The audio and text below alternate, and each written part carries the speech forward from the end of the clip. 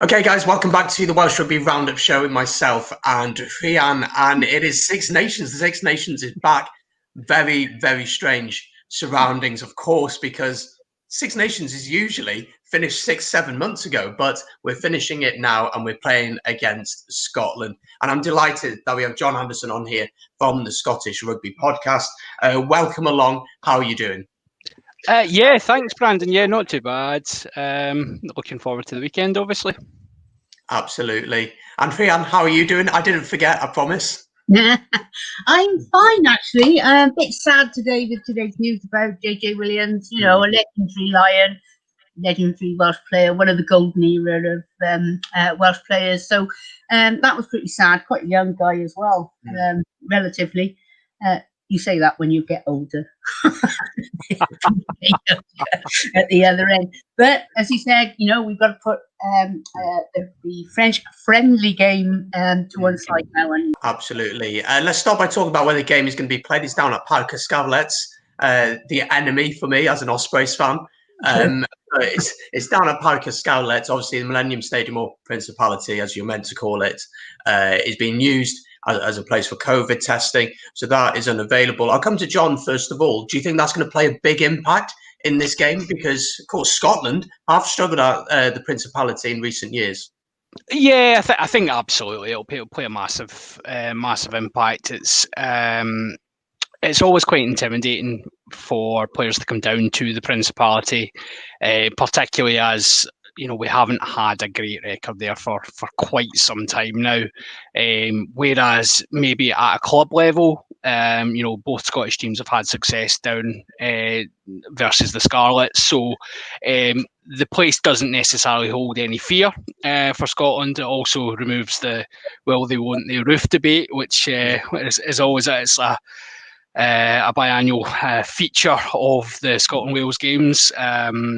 I think the not having fans there anyway was going to play into Scotland's hands in the first instance, and maybe just the shift away from the big house is definitely beneficial for us. Yeah, I have to agree with you. Whenever Scotland would come down to the Principality, I was pretty confident that we'd win. And I went to the last game I went to was the Doddy Weir Cup, where we won that one. And then I went to see the one where Hogg was sent off, which, we were certainly giving it large to Hogg on that day. But that was a good day for us. Rhian, what do you think about us playing at Parc y Scarlets? Do you think that will affect us negatively? Because, of course, the Wales squad, a lot of them will play for the Ospreys, the Dragons, a couple will play in England, may never have had the opportunity to play at Parc y Scarlets and won't have the same routine of going in, knowing where everything is, have that familiarity. Do you think that's going to affect us as well? I would say most of the players have been there, whether it's regional rugby or whether they played for the Scarlets. Historically, because we've only got the four regions, there is a lot of sort of crossing of tracks.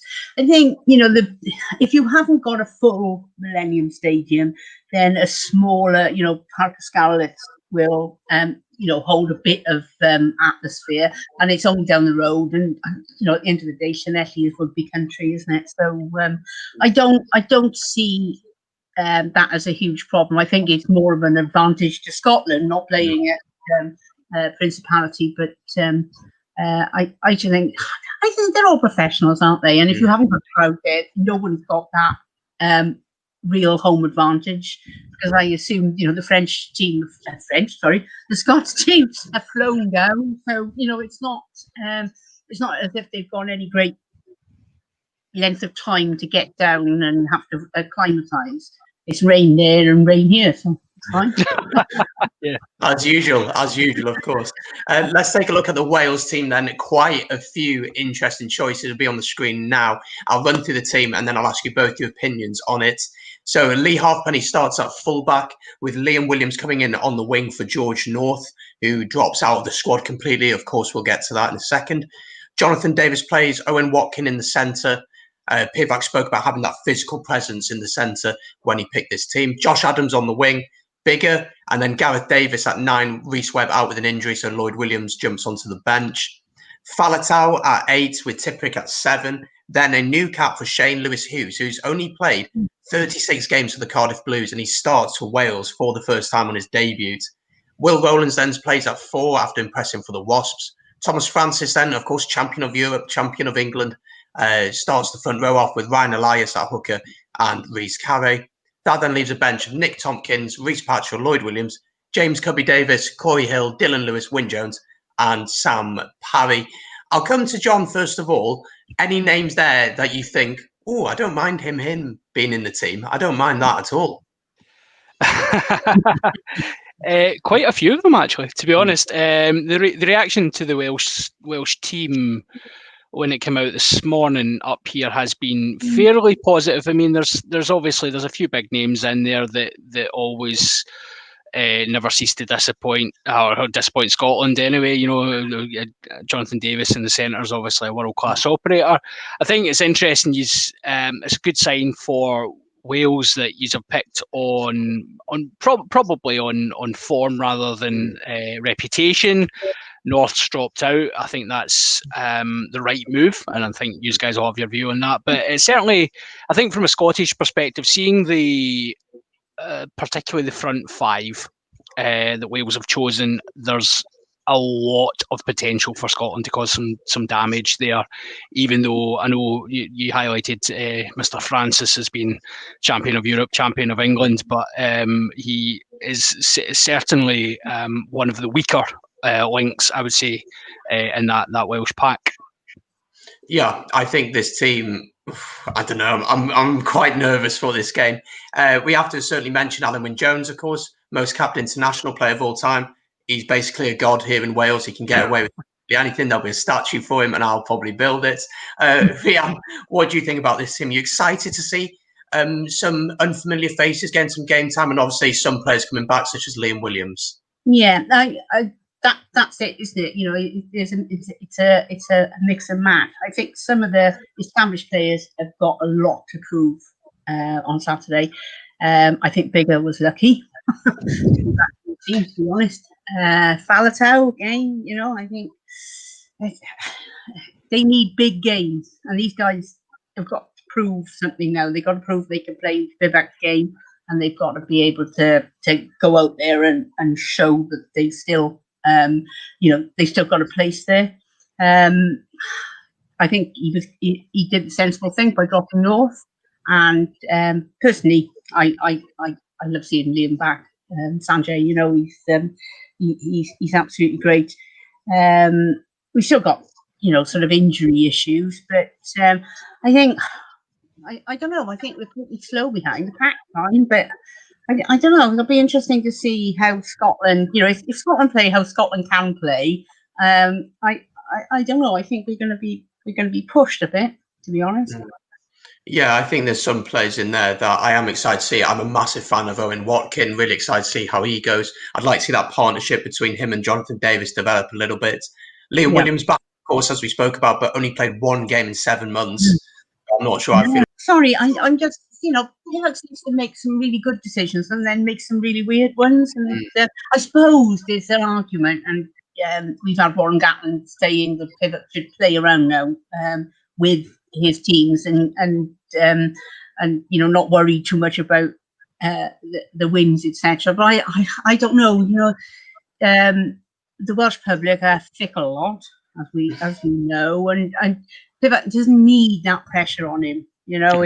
If it's another bad call and he's made bad calls and makes bad decisions and players make bad decisions, then that sort of it'll only be 5 games in, but that pressure on from the Welsh public who expect every day to be a Grand Slam match might not come to the fore. John, Scotland, what do you think is the feel for this game? Going into this game, you must be pretty confident in general. Yes. I think we are. It's probably particularly after the game against the Welsh game against France. There was a lot of eyes opened to the opportunity, and I think a lot of people are considering this. The stars have aligned a wee bit with everything that's happened, and it's maybe our best opportunity in a long time to getting away win down in Wales. So I think there's an element of confidence coming from Scotland anyway, given that we're kind of after the World Cup, the disappointment of the World Cup, there was a bit of a transition up here. There seems to be more. The term pragmatism has been used a lot, and that's not to say we don't continue to play Gregor Townsend's, hashtag fastest brand of rugby in the world, trademark, whatever nonsense he wants to say about it. But certainly there has been more emphasis on making smarter decisions and playing the basics better, which has always cost us against teams like Wales who do the basics really well. We always end up making a howler, or somebody gets a sin bin or even a sending off, and all of a sudden that's another opportunity gone.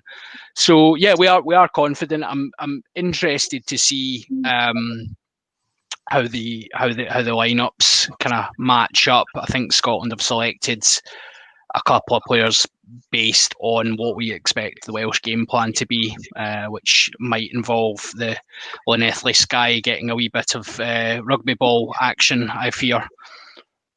Yeah, let's take a look at the Scotland team now then. Two big names back in the team. First, I'll start with the fullback. Back in team, Stuart Hogg. He definitely is champion of Europe and of England and has been pivotal to that. Darcy Graham on the wing with a centre partnership of James Lang and Chris Harris. Blair Kinghorn, who according to John Anderson cannot pass. He is on the wing as well, and I tend to agree with him anyway. Finn Russell, probably the best attacking fly half in the world, back starting in this one with Ali Price partnering him. And then the forwards, starting with the front row, Rory Sutherland and Fraser Brown is the vice captain, of course, with Hogg coming back. Xander Fagerson completes the front row with a lock partnership of Scott Cummings and Johnny Gray. Then Jamie Ritchie and Hamish Watson, outside shouts for the Lions possibly, with Blade Thompson playing at 8. Let's go to Rhian first of all. Probably the two names that really stand out are Finn Russell and Stuart Hogg. How much of a boost are they going to give to Scotland ahead of this game? Oh, huge. And I was, we were talking earlier that, we need a Navidi or a Moriarty to give some big hits. And I'm not sure who's there, whether Lewis Hughes can do the job. But yeah, those guys, Hogg and Russell. Well, Russell is, world class. And he could have a field day. He can have an absolute field day unless we can close it down. And as I said, I'm not sure who we've got on there that's going to be able to keep up. I think the thing with Scotland, with Finn Russell especially, he's world class, yes, but for every 100 passes he throws, maybe 60 to 70% of them come off. So there's always that element of risk with him, but that's why he's so enjoyable to watch, I feel. John, your thoughts on this team? Do you like it, first of all? That's a good question. There's a couple of areas that I'm perhaps, you actually mentioned for every good decision Pivac makes, he makes a strange one, and we've been doing 4 years of that with Townsend. So the Tuni Tombola, as it's known as, he's ran it round in circles a few times today, and obviously to get this team. I like the forwards. I think on form, that's probably certainly our strongest front five at the moment. I think Scott Cummings, potentially a Lions bolter. We're talking a lot about him up here. He has everything that a world-class lock should have and does it all. Obviously, Johnny Gray returning, another Exeter player. He'll tackle all day like always. Two open sides and Ritchie and Watson, again targeting the breakdown area. Blade Thompson, we mentioned him on the podcast. It sounds like the emergency services are coming for me. Yep, I'm kind of just outside Glasgow, so I better make my no. Blade Thompson was mentioned. As we were actually kind of speculating he might make it in from a local knowledge perspective. Obviously he's in and around the Welsh camp with the boys a lot, so there's maybe something to be gained there. The obvious return of Russell's great. Surprised to see Blair Kinghorn survive. Yes, you did catch me say, in reaction to my fellow panelist at the time, that Blair Kinghorn perhaps cannot pass. And yes, we are all. I thought he had a very poor game against Georgia, actually, and he was responsible, 2-on-1s, responsible for butchering 3 or 4 opportunities, and it's not the first time this has happened. So we thought Duhan van der Merwe had went very well. Seemed, big 6'4" physical presence. But I think Kinghorn's in there for his aerial game. I think he's in there as a response to the aforementioned booting the leather off it. So we'll see how he goes. Surprised to see the centres as well. I thought Harris is a frustrating one because Townsend, he's now the cornerstone of the Townsend game plan, which he provides a defensive solidity from 13. Does mean we have to sacrifice some attacking flair, but I think a lot of people say that our game plan actually just skips the centres a lot of times now. Lang's there as a second distributor, but I didn't see anything from him against Georgia that would convince me that he is the future at 12. I fully expected Sam Johnston to come back. He obviously played at the weekend for Glasgow, but fitness has maybe played an issue there. Other than that, in terms of the only surprises for me, I fully expected Sam Skinner to come onto the bench, and he's not to be seen. And we've got a potential first cap for Scott Steele, who has come out of a wee bit out of left field to kind of take a place on the bench. George Horn dropping off, which anyone who's heard me talking about Hornito, as we know him, will know that he is very highly rated up here, and I'm very surprised to see him not there. The damage he could have caused in the last 20 minutes with maybe him coming on, potentially Adam Hastings coming on, and Van der Merwe running at tired Welsh defences. Yeah, I think Townsend's maybe missed a trick, but I will always caveat this with he sees these guys day in, day out, so he knows what Scott Steele's doing. He knows what Blair Kinghorn's doing. He maybe even thinks Blair Kinghorn can pass. Who knows? Well, we'll have to wait and see if he can pass. I think the Horn issue at scrum half is really interesting because the way he speeds the game up in that last 20 minutes when he comes off, similar to what Thomas Williams maybe does for us, is going to be... I'm very glad that he's not on the bench. I'm so glad that he's not playing, because what I've seen recently, I don't know if our fitness is at the same level as it was under Gatland, and then mistakes start to come in, tiredness, and it's silly, sloppy mistakes. And that's something that hopefully by the end of the game, our fitness will be okay, but I don't trust it. Let's talk about how we see the game going then. Rian, where do you see this game being won and lost? What's important that Wales managed to do in this game to win this one? Set pieces, defense, and do something with that back line, which is going to be quite, I don't know, needs a bit of a bomb under them on paper. But again, if Biggar is not kicking, then let Halfpenny kick. I really don't understand what happened last week. Why they just let, obviously Biggar had a bit of a knock in the first half, and then just to keep him there, that just seemed weird. So it's needing to think on their feet, and they did go through a phase like this with Gatland where they seem to have plan A, and then anything else was different. Yeah.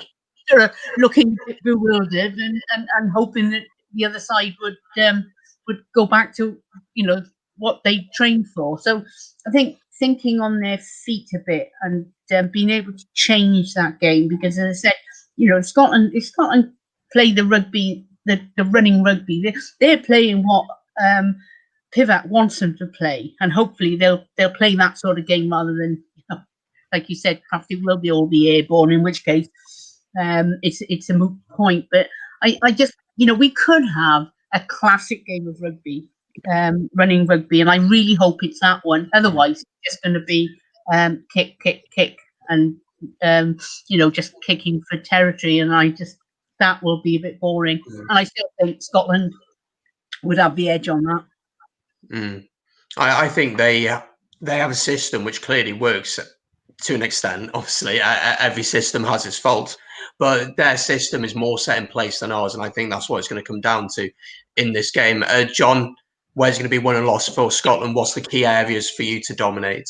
Yeah, I mean, it sounds like a bit of a cliche, but if Scotland can get forward, even parity in the front five, then I think that gives the backs the platform with Russell causing carnage. If you kick loose to Russell and Hogg, there's going to be trouble, and I do expect you to kick a lot.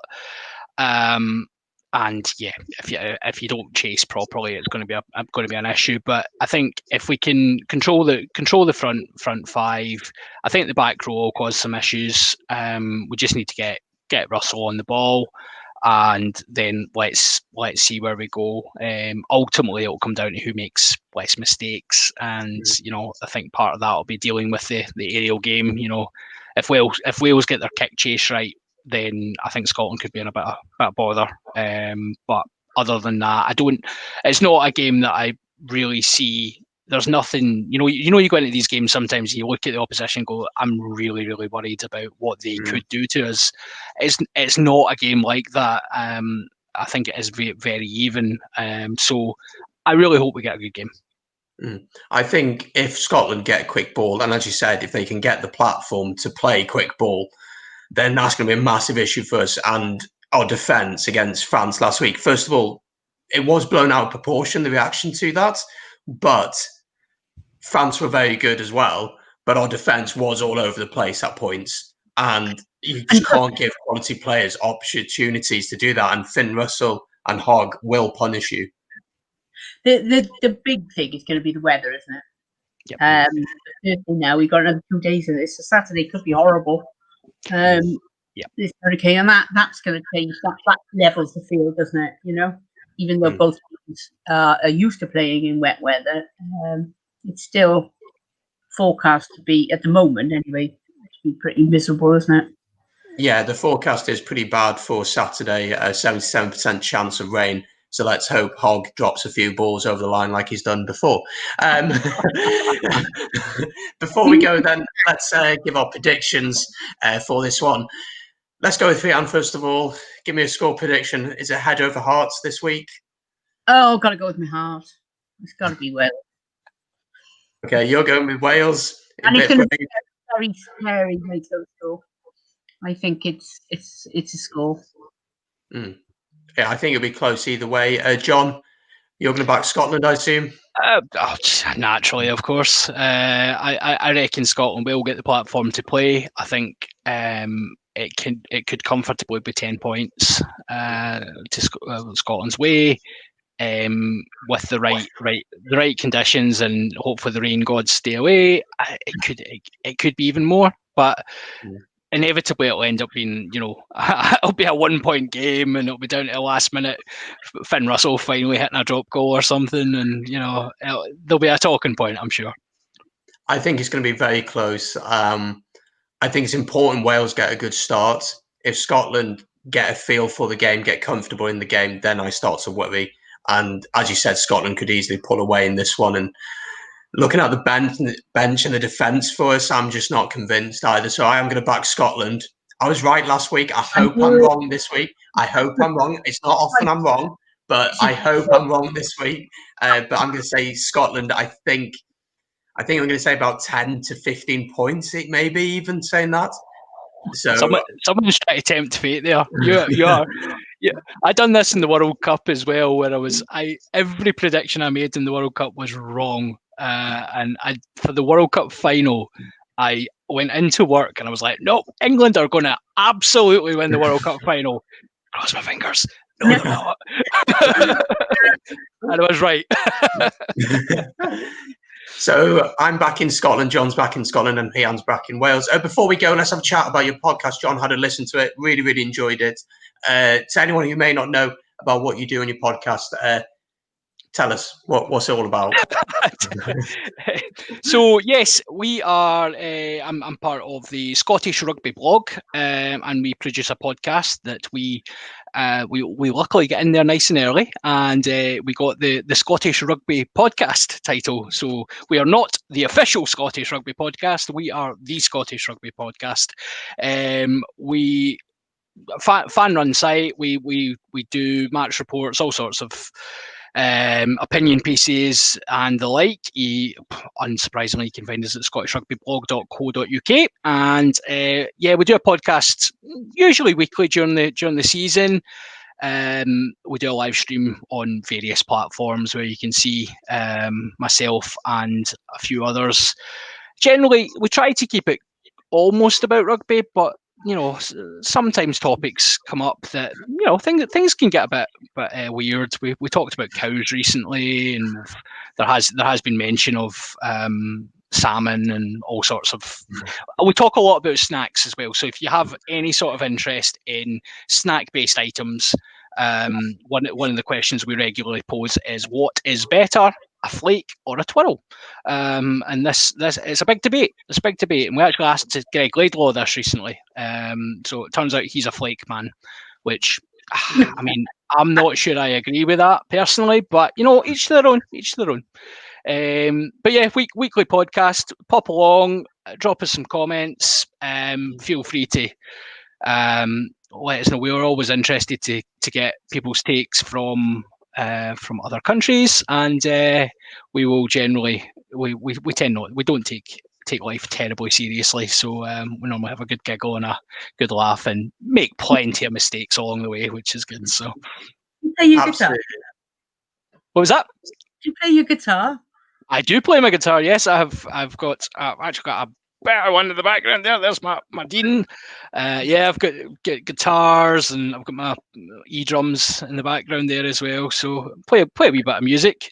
I was recently learning the intro riff to the podcast on guitar. The song was actually written by the editor of the Scottish Rugby blog, so I got him to give me a video tutorial on how to play it, and I was playing it in a more metal format than perhaps Rory does. So yes, I like to dabble on guitar occasionally. Normally it's quite heavy music that gets blasted through the speakers in the background. So there we go. I'll leave the links to all of your things that you're involved in. People watch should definitely go check it out. I had a listen, and I'm not arse licking saying this, but I actually really enjoyed it. So also worth saying, it is family friendly. We try to keep our swearies to a minimum. We have a system in place where we now replace potential swearies with names of referees who have wronged Scotland over the years. So obviously the peak sweary is a Joubert, but I regularly use he is being a bit of a plat, as being a good thing. And we also a couple of the guys like to do, they have a bit of a thing for what was it, the New Zealander TMO lad, Ben Skeen. The name almost escaped me there. They had a bit of a strange obsession with Ben Skeen for a while, so there was numerous chats about a potential Ben Skeen sitcom on the go, which it was strange times. And of course, we got Nigel Owens, who is always perfect. So